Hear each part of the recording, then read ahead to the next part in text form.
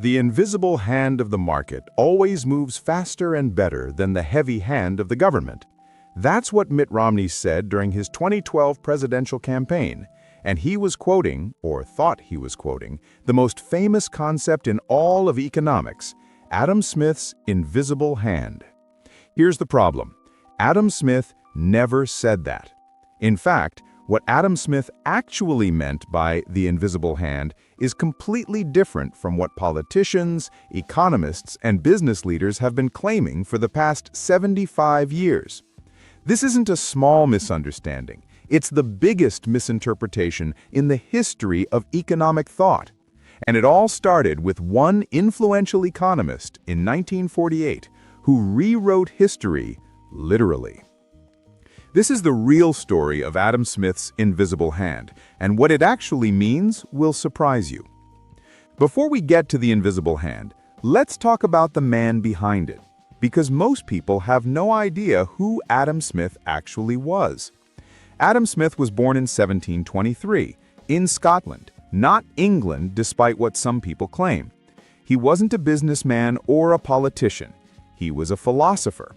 Specifically, he was a professor of moral philosophy at the University of Glasgow. Think about that. The father of economics wasn't an economist at all.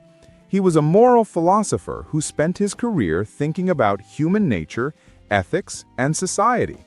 In 1759, Smith published his first major work, The Theory of Moral Sentiments. It was all about human psychology, why people behave the way they do, what motivates them, how sympathy and morality work in society. This book made him famous across Europe. Then, in 1776, yes, the same year as the American Declaration of Independence, Smith published the book that would change everything, An Inquiry into the Nature and Causes of the Wealth of Nations. Most people just call it The Wealth of Nations.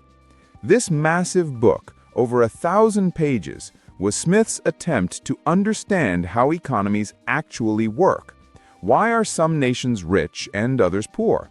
How do markets function? What role should government play? And buried somewhere in those 1,000-plus pages, Smith used a particular phrase exactly once, just once. The phrase that would become the most famous metaphor in all of economics, the invisible hand. Let's go directly to what Adam Smith actually said. Here's the passage from The Wealth of Nations, Book 4, Chapter 2. Smith is talking about merchants and where they choose to invest their capital.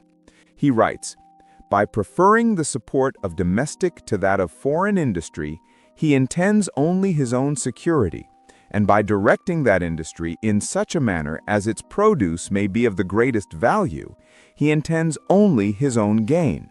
And he is in this, as in many other cases, led by an invisible hand to promote an end which was no part of his intention."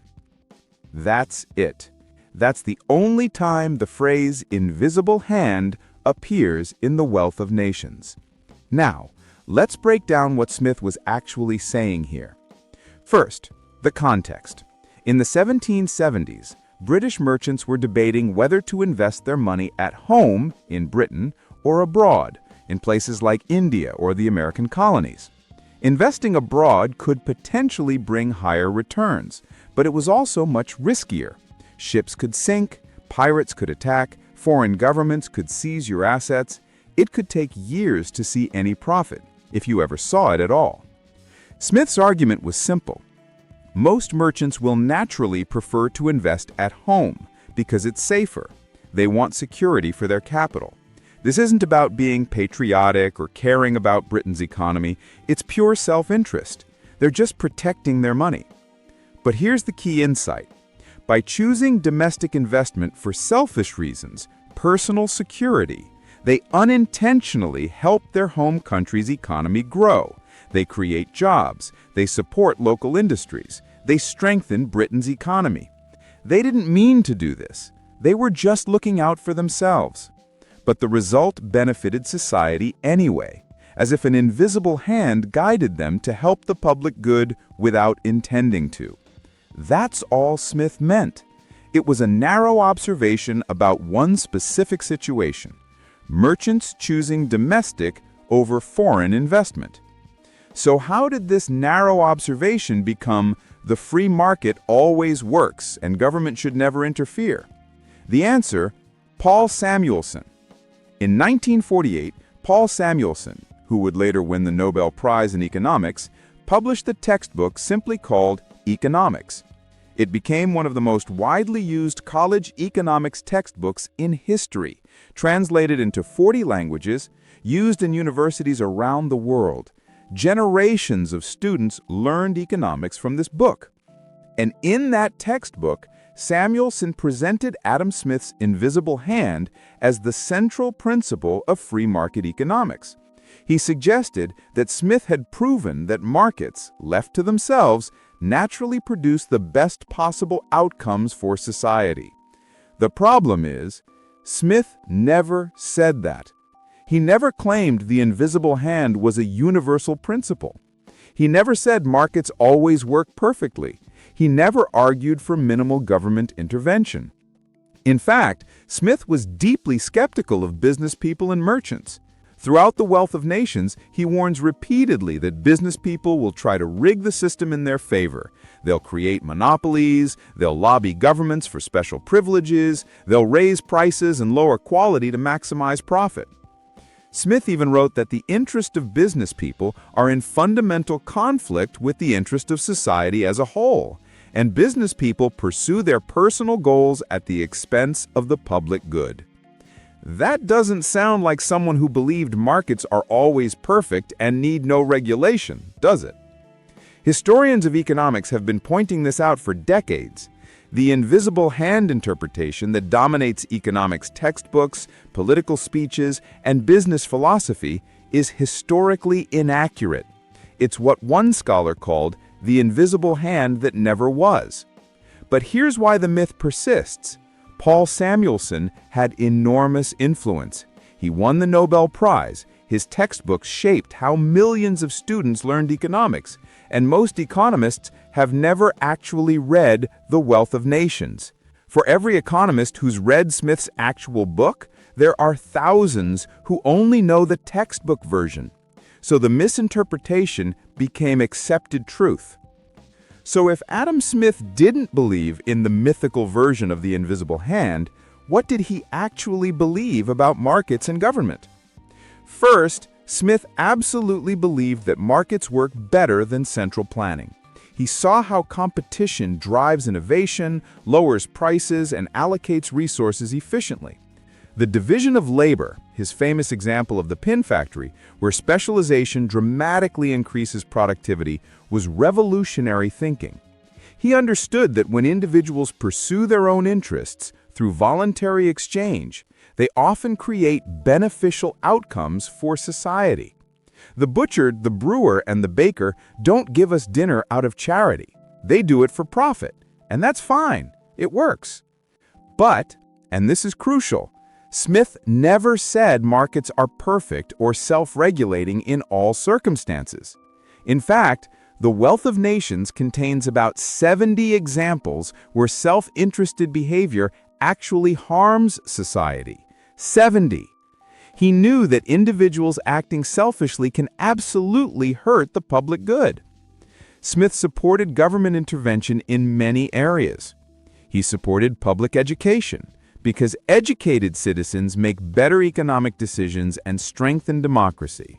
He supported infrastructure projects, roads, bridges, harbors, because private investors won't build them even though society needs them.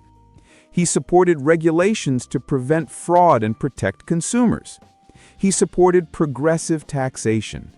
The wealthy should pay a higher percentage because they benefit more from society's protection of property. He even supported limits on interest rates to prevent predatory lending. This is the real Adam Smith, a moral philosopher who understood both the power of markets and their limitations. Someone who believed in human freedom and economic liberty, but also in the essential role of government in creating the conditions for markets to function fairly. So why does this matter? Why should we care that Adam Smith's invisible hand has been misunderstood for 75 years? Because ideas have consequences. When politicians say the invisible hand of the market to justify cutting regulations, eliminating oversight, or reducing government, they're not quoting Adam Smith. They're quoting a misinterpretation of Adam Smith. When business leaders claim that pursuing profit with no constraints will automatically benefit society, that's not Smith's invisible hand. That's a distorted version created decades after his death.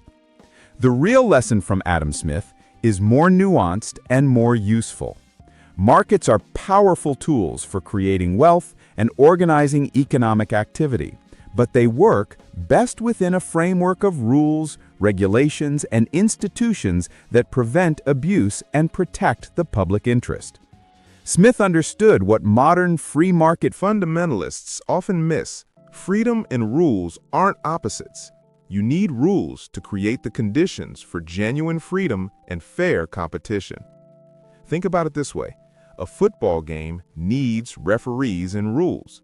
Without them, the strongest players would just beat everyone up and take the ball. The rules don't destroy the game. They make the game possible. That's Adam Smith's actual insight. Not that markets are magical and government is bad, but that markets, properly structured and regulated, can harness human self-interest for the common good. Adam Smith never intended for the invisible hand to become the central metaphor of economics. He used it once, in a specific context, to make a narrow point about merchant behavior. But one influential economist in 1948 reinterpreted it, and that reinterpretation became gospel. Now, nearly everyone, from presidential candidates to business school professors, confidently cites Adam Smith's invisible hand while completely misunderstanding what he meant. The truth is more interesting than the myth. Smith was a moral philosopher who understood that economics isn't just about money. It's about human nature, society, ethics, and the balance between individual freedom and collective welfare. This is Coco Finance Files. If this changed how you think about the invisible hand, hit subscribe. Drop a comment. Tell me, did you learn the textbook version of the invisible hand? And share this with someone who needs to know what Adam Smith actually said, because getting history right isn't just academic. It shapes how we think about our economy today. I'll see you in the next one.